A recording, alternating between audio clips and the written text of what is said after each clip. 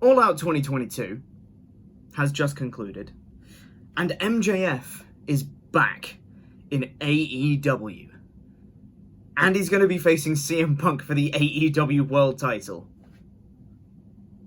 A lot of things to unpack here. Welcome to this WrestleTalk immediate reactions video after the All Out live reactions we just did. The biggest talking point coming out of this is that MJF is back, which started in the opening match on this show, which was the Casino Ladder match, in which you had the mystery opponent, the Joker, who came out during this match, who the entire match happened. Obviously, the Joker comes out last, and everyone was doing their thing. It was a really, really good match. Really picked up some great pace. There was some great spots. But it kind of reached the climax where these masked, hooded people all came out, kind of looking like the original Retribution, unfortunately, but is what it is. They grabbed the poker chip from the top of the ladder. Stokely Hathaway revealed themselves to be the person holding the chip. The Joker then made their entrance with this devil mask on, with the music being Sympathy for the Devil. And this played into the whole thing later, where they came down to the ring. They were handed the poker chip, they'd won the Casino Ladder match, meaning they get an AEW World Championship match. They then walk off, they tease taking their mask off, but no reveal as of right now, big boos from the crowd. They then left.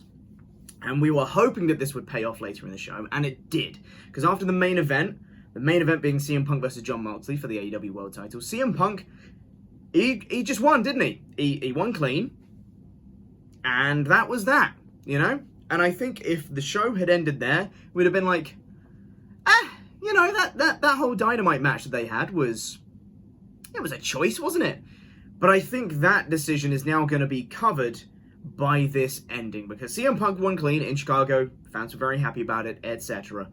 But then afterwards, cut to black, and this video, this phone call message, this voicemail, starts playing from Tony Khan to MJF, saying that his continued absence from AEW is hurting the product, and he'll pay him to show up. He'll pay him to show up at All Out, but he has to show up at All Out. There's no two ways about it. He has to show up at All Out. I'll put you in the Casino Ladder match, just show up at All Out. And that was the message that played. We then cut to footage from Ring of Honor, CM Punk cutting a promo saying the best thing that the devil ever did was make people believe he doesn't exist. We then cut back to MJF wearing the devil mask. He puts on the scarf and says he is the devil. Comes out to the Chicago crowd, who do huge MJF chants in Chicago. And he just gestures to the title, which to me indicates it's going to be MJF versus CM Punk at Grand Slam in New York. To me, that seems like the best place to do it. And I'd have MJF win the title, because, goddamn, that man will be white hot coming back into this company. I think that was a very successful angle. I think the main event title match was a good match. But much like the rest of All Out, I think it was good. Not, you know, outstanding that we've come to expect from AEW pay-per-views.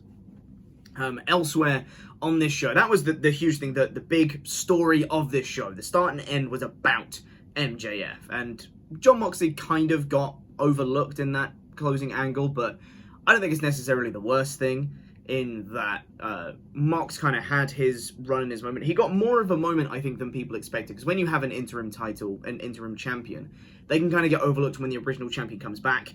They kind of win the unification match, and then they just go off to continue the story that they should have had when they first won the title, before they got injured. With Moxley, at the very least, he beat Punk. He got a bit of retribution in that sense, and he wasn't treated like, oh, you were just a paper champion. He did feel like an actual champion. And he will have that go on his record, in that he is a two-time AEW World Champion because he won that unification match, which is great for Mox.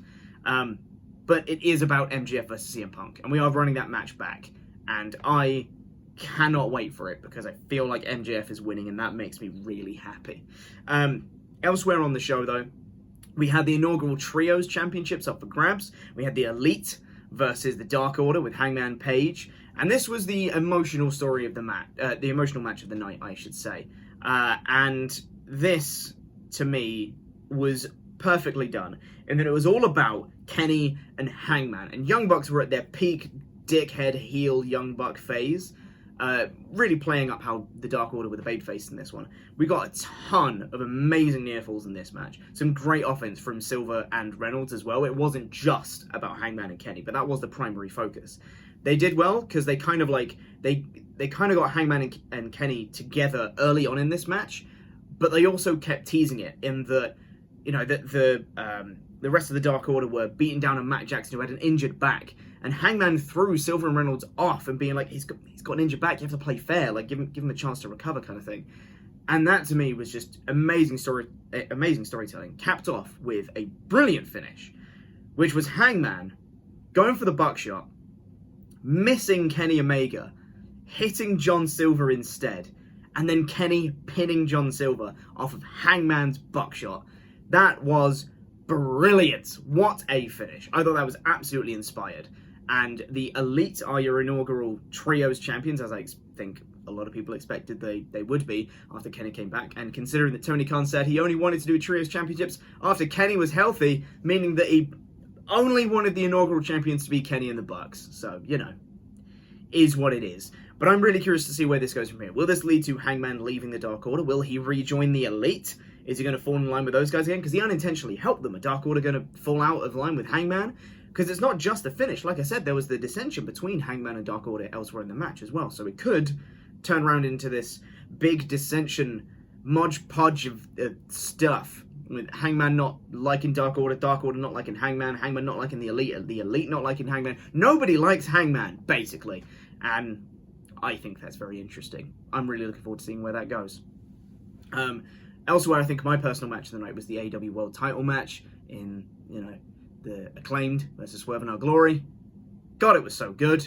The Acclaimed, megastars, so over. I genuinely think they were more over than CM Punk on this show.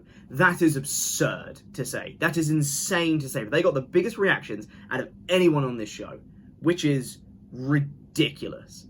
Sesame Daddy Ass is so stupid and so over. You try and explain that to any non-wrestling fan, you'll have a task on your hands. Overall for this All Out though, I think that this was a good show, not a great show. There was a lot of stuff in the middle of this card. Some matches that went too short, some matches that didn't happen, like Christian Cage and Jungle Boy. They just didn't happen because there was a turn from Luchasaurus. He attacked Jungle Boy and then, well, the match did happen, technically. But it was an angle, you know. Christian just won pretty much immediately. So I don't know how fans are going to be feeling about that one. But overall, this was a good show. Saved, I think, by the epic MJF return at the end. But now, AEW have their biggest stars back. They have Punk, they have Mox, they have MJF, they have Kenny Omega. They're pretty much back at full strength once again. And I'm excited to see where they go from here. Because the momentum in the wrestling world has been kind of shifting towards WWE as of late. The upswell of support for Triple H's WWE kind of been trumping that of AEW. And a lot of AEW's flaws have been a little bit more exposed. So I'm curious to see if the momentum can swing back in their build to Full Gear. And Grand Slam, which is much, much sooner. If MJF wins a title, I think that's going to be a big shift in momentum, I think, anyway. But let me know what you thought of All Out in the comments. There's going to be a podcast review of All Out later on the WrestleTalk podcast channel with Andy and Ollie, so stay tuned for that. And we'll have lots of news coming out of All Out. I'm sure there's going to be tons of news about MJF, so we'll be reporting on all of that in the WrestleTalk news. So subscribe to the channel, like, etc., and I'll see you in future videos. Jam that jam, etc. Goodbye.